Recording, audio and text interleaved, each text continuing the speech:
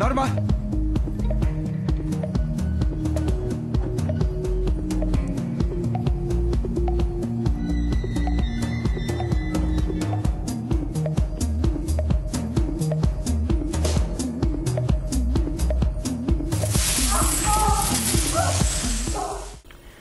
On connaît l'obsession de Pedro Almodóvar pour le corps et l'identité.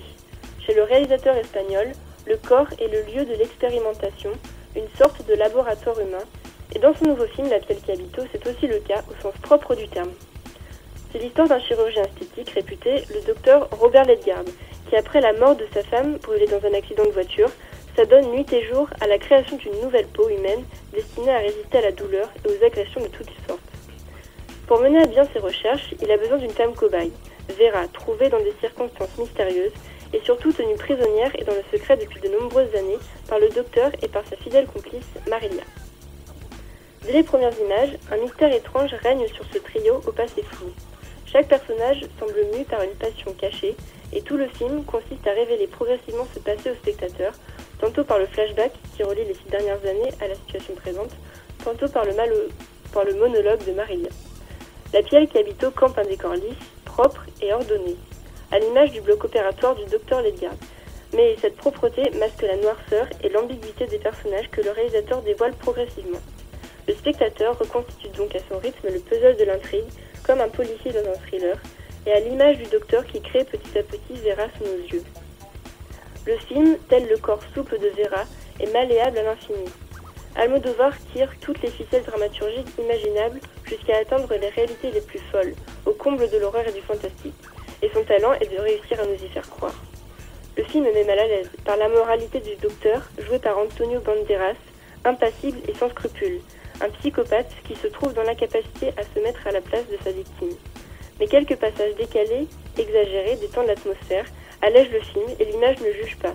On assiste avec une neutralité presque froide à l'élaboration de l'œuvre du docteur, et cette image rend les actes admissibles. Le mal-être est comme oublié, enfoui derrière cette image parfaitement maîtrisée, et on remarque dans ce film encore la subtilité de la construction de l'image, qui semble contenir les clés de l'intrigue par moments. La matière de la peau est omniprésente dans chaque plan, avec le visage ridé et marqué de Marilia, la complice, jouée par une Marisa Paredes grave, désillusionnée mais humaine, qui contraste avec le visage clair de Vera, sans aucune trace de vie, à l'allure de porcelaine comme une poupée.